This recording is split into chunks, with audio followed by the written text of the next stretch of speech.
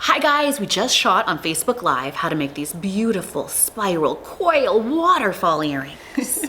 So in this video, we're going to show you what gauge and what metal to use. We're going to give you some tips on making this shape and some stamping tips. So just like Mel said, this was shot as a video on Facebook Live, and we've edited it here for you so we can show you this fun design, and I hope you enjoy the video. What happened?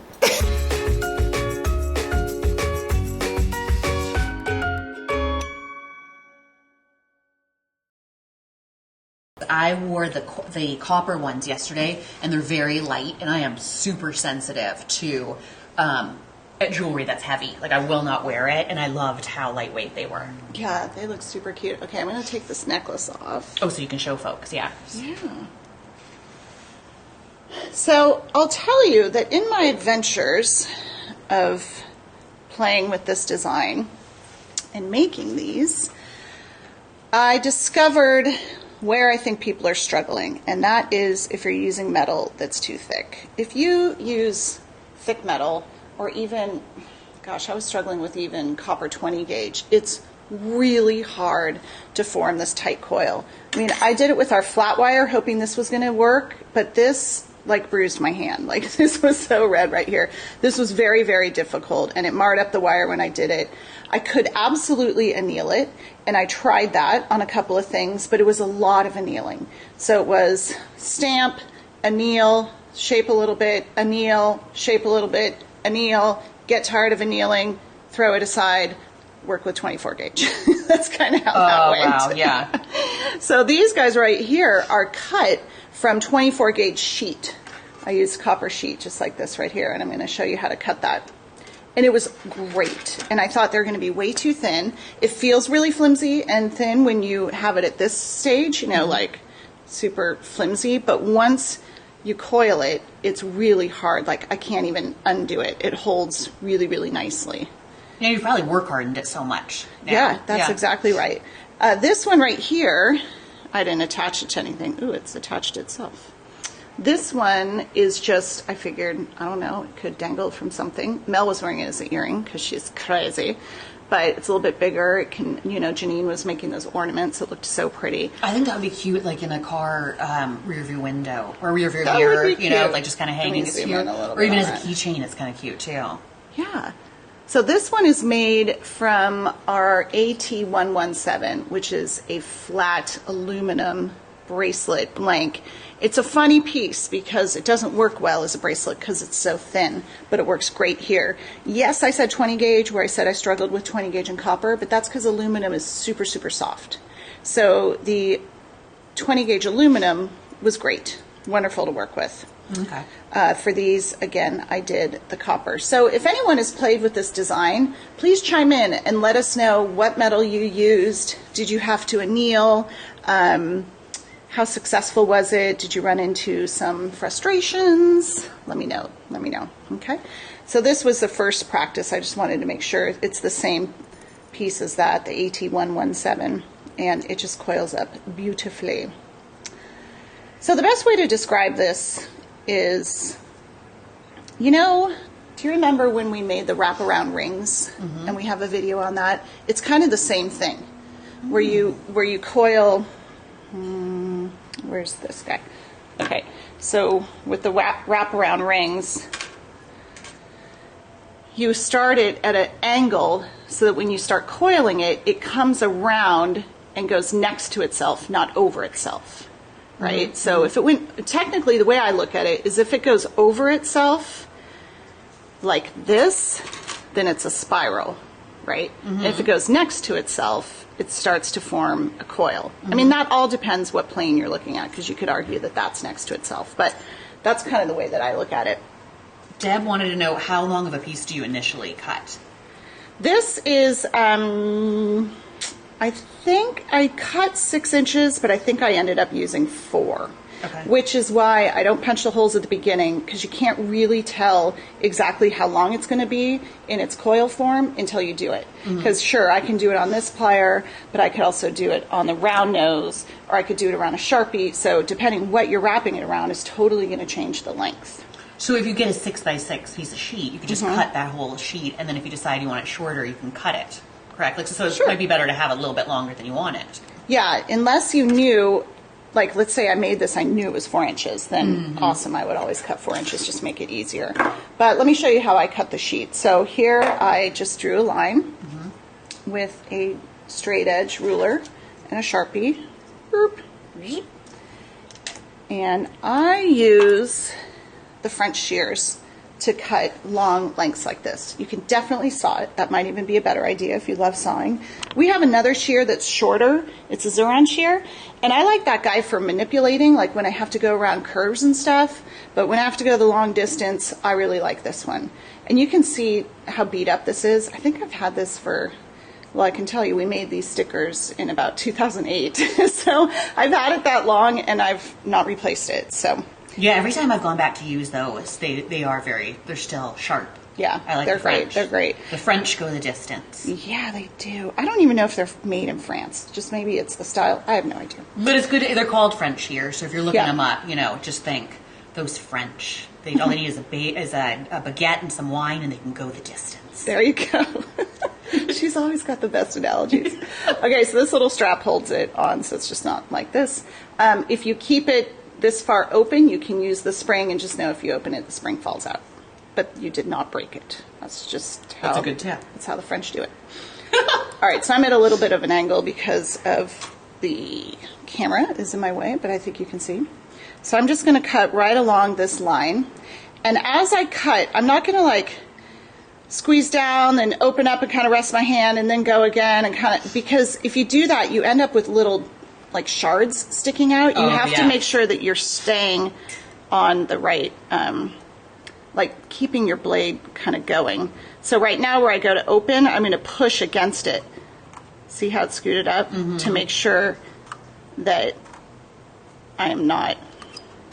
Now see there, I had to shift my hand just because of the camera angle, and I might have a little pokey outy there, but I'll show you how to deal with it. Deb said you can sharpen those with folded tin foil. What? I don't know what that means, but I like it. I know, me too. Okay, so when you cut it off, it comes off curled. Like that. Which that itself actually kind of looks cute. I know, done. There's the trick. And scene. No. All right, so then we're going to bring over our bench block. Let me zoom out a little bit for this. And our nice little pad. And just uncoil it. Pull, pull, pull. And then with your plastic mallet, see, nice and straight.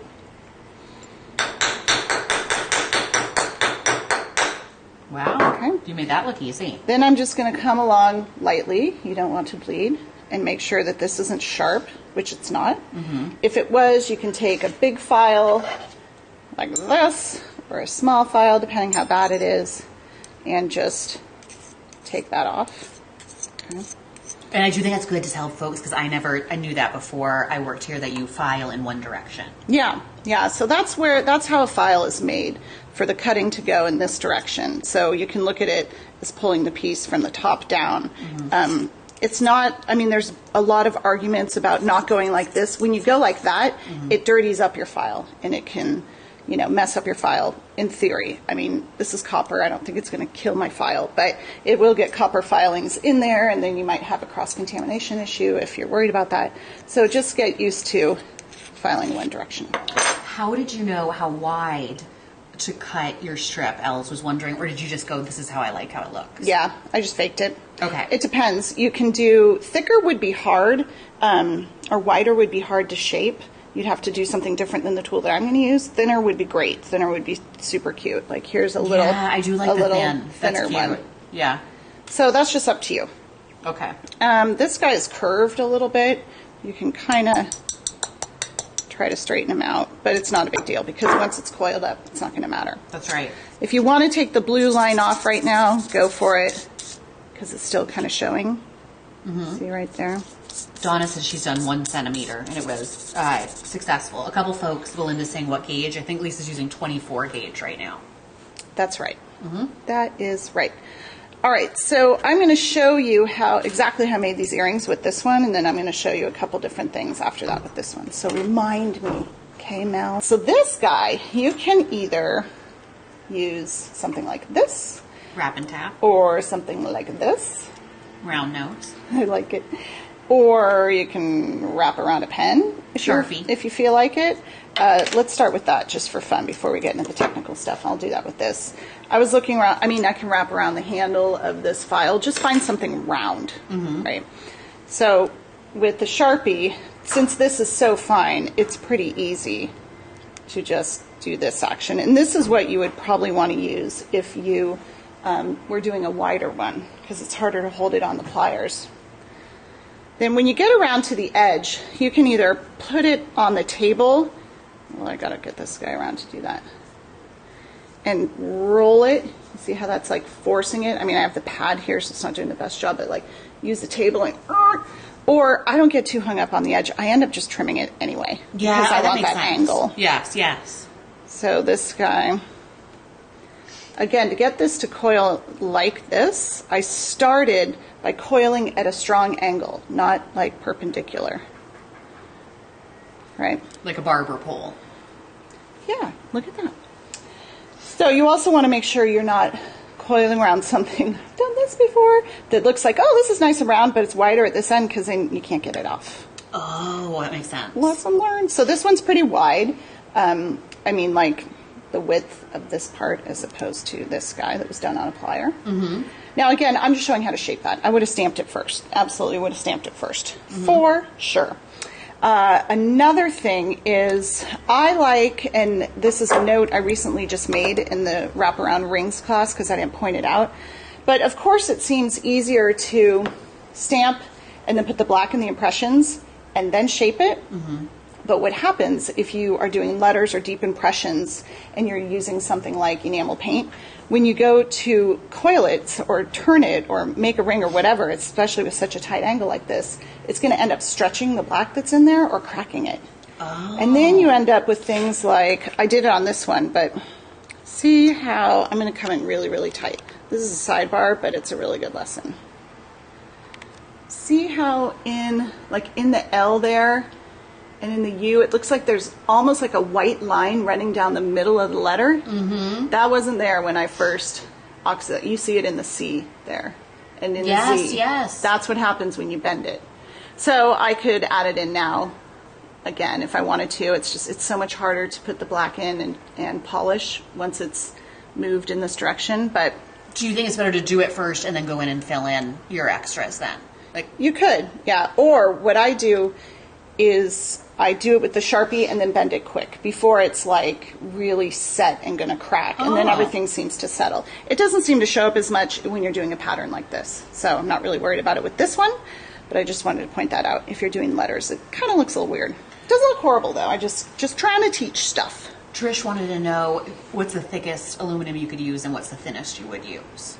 I tried this. This is one of our ring blanks. This is what, 14 gauge, I think. It was really hard. Well, as that in looks hard. Rough. And I could do it, but it wasn't pleasant. So 20 gauge worked great. I don't have any 22 gauge, so I can't test it. But this 20 gauge and thinner would be great. It all depends too on your aluminum. All the different suppliers, there's not like a softness to every aluminum. Not every aluminum is the same. Difference, like we get ours a little bit hard, our blank, so that it holds up well. So you kind of have to see what you're working with and test it. Sorry if that's not a like solid answer, but that's how you got to do it. Tracy liked the pattern you stamped. What did you use for that? Is that the Alpha Star? Yes. And the Rays of the Sun? Rays of Sun, I think. Or Indian Sun? Indian Sun, maybe. I get 'em- It I looks get 'em really pretty confused. just with the two stamps even. It looks like something I should have made, huh? I like it. It's so pretty.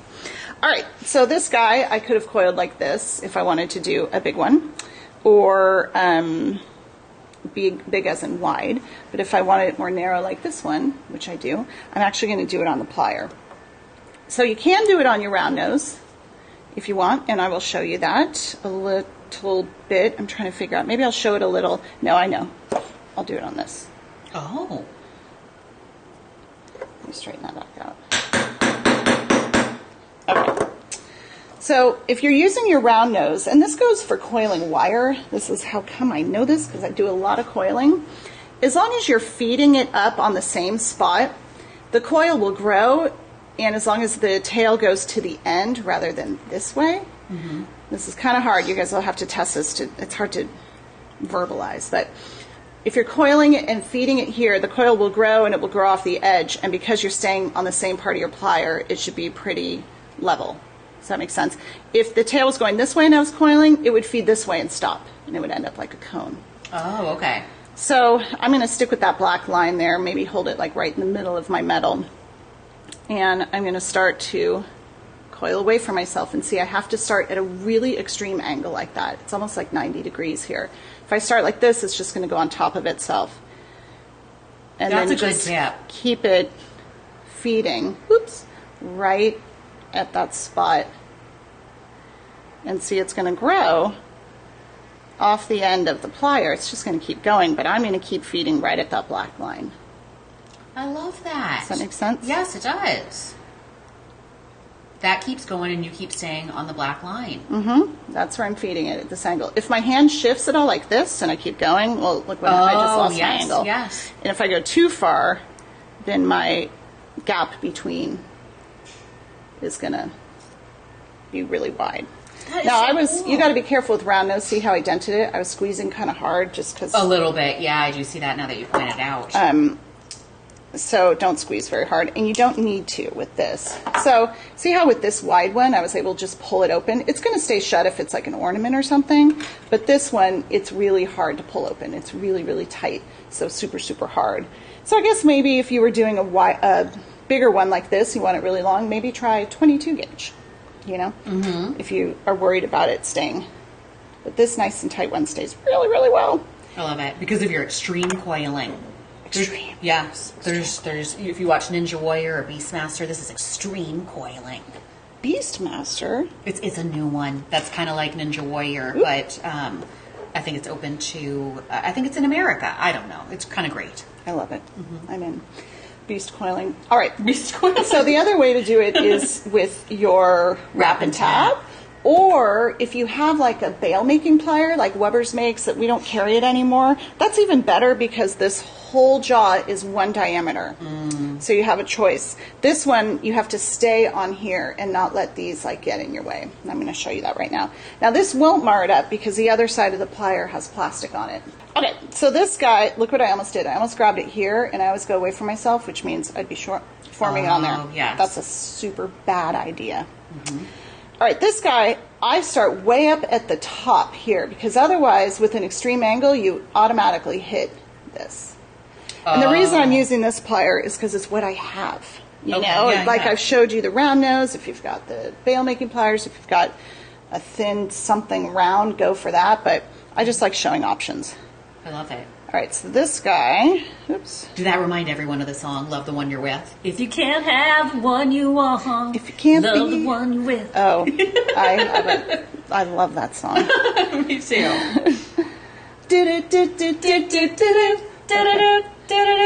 I think we did this before, and I think that's actually a different song. Did we mess up? I think that's actually a different Did we combine two songs together? We're mashing it up here.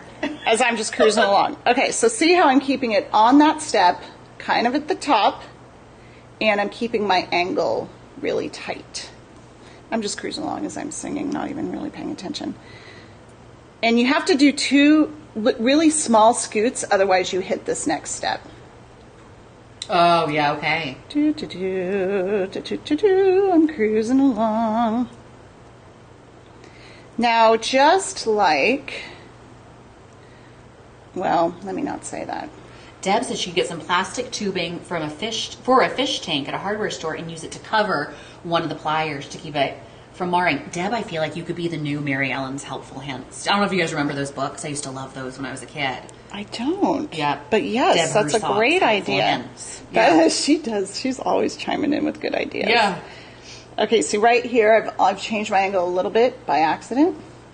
Oh, So I'm going to hold that and move that and pull that down. That's the beauty of working with metal that's so thin, is you really can manipulate it. And yes, this is very tight. You can leave it tight like this if you want. Now, just like with rings, you may want to go over and do this side, so because it's hard to get this last bit around, so you do this side, then you have the meat.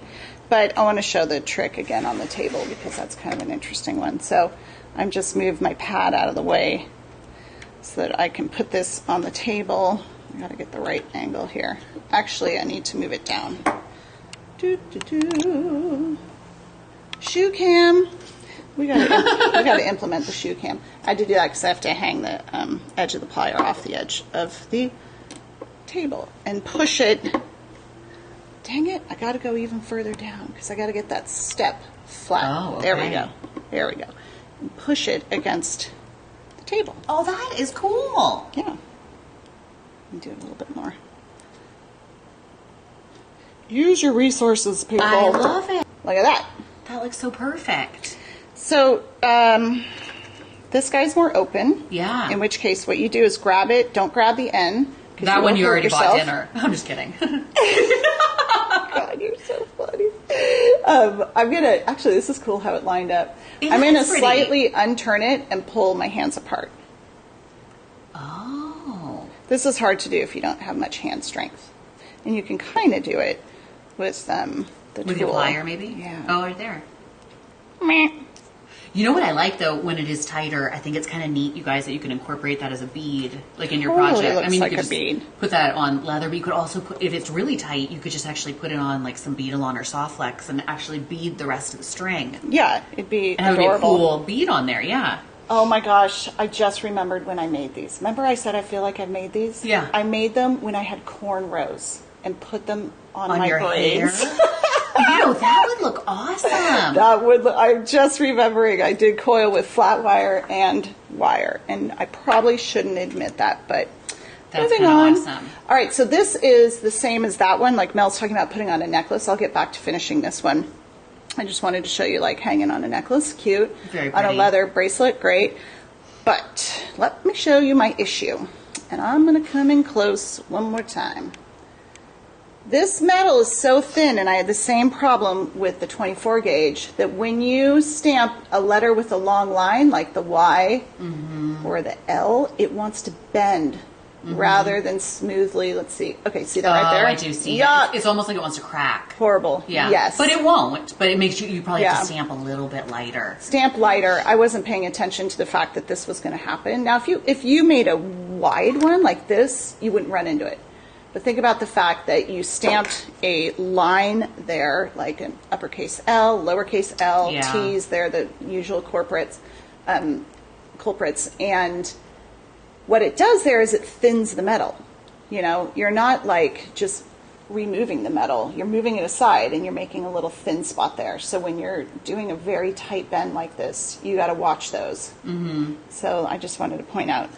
That I like makes to make sense. the mistakes and teach you guys about them, so that Gigi you don't make them. Yeah, that makes sense. Gigi suggested, like, if you put a briolet on these, you could hang them in your window, like, you know, where you just see them spiraling in your window with the crystal and the Be so reflection. pretty. I think it'd be pretty to have like 6 of them, all different lengths. You could hang them at different lengths. So pretty. I love that idea. All right, so here's the earring, similar to this guy. And the next step that I did was I cut. Well, okay, first of all, let's get back to how long to cut it. So with these 2 earrings, where's my other guy? I made this. It was a little longer, and I felt it was too long for the earring. So then I trimmed it to where I liked it, and then I made the other one to match. So that's why I just make a long piece, and this is pretty inexpensive metal, so I'm not worried about wasting an inch, or I can use that inch for something else. And that's why I don't punch the holes until this point, because you want to make sure like everything is where you want it. That makes sense, especially if you're doing 2. So here I'm just going to cut, get that out of the way, an angle. You can use your cutters for this, or you can use your shears. I gotta get a little, I can't see, Mel. Okay. Yeah, Dad Kinda also chewed said it it on the up end there. of a Christmas tree. I like it too because they look like icicles if you hang these. Totally cute. Okay. These are such cute gift ideas. For folks who like maybe don't know what their jewelry style is, it's nice as little hanging ornament. Yeah. Yeah. Super cute. Any time of the year. So let me see if I can come in a little closer. I want to show you how sharp that point is. Oh gosh, yeah. So I actually, with my cutters, my wire cutters, only my big beefy ones, or my shears, cut a little bit off to square that corner. That makes sense. And then I'll use my big file or this file to smooth it out. In one direction. Yeah. Like the band that is no more. I know that makes you sad. All right. See? Nice and soft now. I love it. Now, depending on what you're going to do with this, if you're going to throw it on a dreadlock, you're done. If you're going to throw Or it... a chain. If you're going to throw it on a chain... Everyone wanted to know about that chain. They liked it so much. I think my we gosh. carry that chain. Oh, yeah. This Oxidized is my and all-time... non-oxidized. God, that's really pretty. It does look really good. This looks really With these pretty. different I'm colors, ditching I the love one it. with my kids' names. This looks great because then the silver pops through. This is called popcorn chain. It's my favorite chain. I feel like it goes unnoticed because it sells well, but not super well. It's super inexpensive. It's sterling. We carry it in 16 inches, 18 inches, unoxidized and oxidized. This is oxidized, which I love. It's beautiful. Oh, that's pretty. I'm going to leave this because I might actually wear it, but I will show you how to punch holes, and we'll get back to this guy. So it's not very technical. It's just using the good old hole punch plier, putting exactly where you want it. I'm not sure if that's exact because I can't see. Is that and you can use that, is that 1.25 or 1.5? Yeah, I wouldn't use 1.8. I'd use 1.25 Okay. or 1.5. I think it's 1.25. Now, just remember, this is a sample that I haven't finished the end, so don't worry that's all straight like that. I just wanted to show how easy it is to punch. Oh, yes, yes. And then ear wires. If you have issues with copper, which a lot of people do with it in their ear, you can use rose gold. I love that. This I just whipped out from copper wire really quickly. But we do have the rose gold film that you could just put on there. I love that idea. We do, that's right. But you can make them out of wire as well, and we have rose gold fill wire. So there's that guy. Here's the big one that was just a sample of how to do it. Here's this guy. And let me see. Oh, I played with flattening wire. I took a 10 gauge, hammered it flat, and then did it, and it was horrible. You have to get it really, really thin.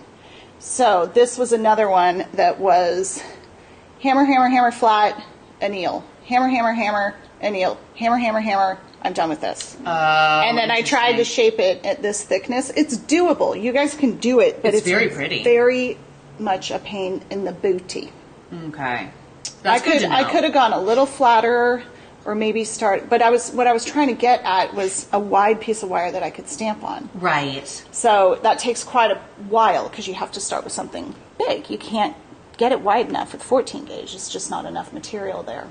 Does that make sense, guys? Is it difficult to clean after you've turned it? Yeah, I mean, a little bit. I don't know if you mean just in general clean when it gets yucky, or if you were to put the black on. It's just a little more time because you have to like turn it to get it each Or little I suppose thing. the inside, you'd probably have to dip it in something. Yeah, you can't do the inside. I Yeah. mean, you could roll this up and put it in there. Oh, and yeah. But Probably dipping I it. would love the way it looked oxidized. But see, when you dip it, then you remove the stuff off of the impressions on the Yeah. outside. Yeah. So If the inside is dark and the outside shiny, it might actually just make it more striking. Like it might just yeah, look that's prettier. what I think. Yeah, and then I'm with aluminum, ya. you don't have to worry about that. And I hadn't put the black and the impressions on this one yet, or maybe ever. I'm not sure. But you guys, I kind of did want her to put the black in there because can you hold that up a little bit closer? Ooh, my nail looked terrible there. I love the peacock feather. Yeah, all Like right. it looks. Well, no, I'm not saying that. I'm just saying I know, wanted but everyone to see like with one stamp that was such a cool pattern. I know. I just did it over and over again, and I have a couple mess ups, and you'll never see them because it twirls round and round. The other thing I want to let you guys know, because my question was, especially when I saw Lisa do the peacock feather, is I said, can you stamp with the crystal setter in there and then put the crystals in? And she said that when you stamp it, it stretches it out too much. Yeah, that it really will. Yeah, so it's not a good idea. If you did a super wide one, maybe.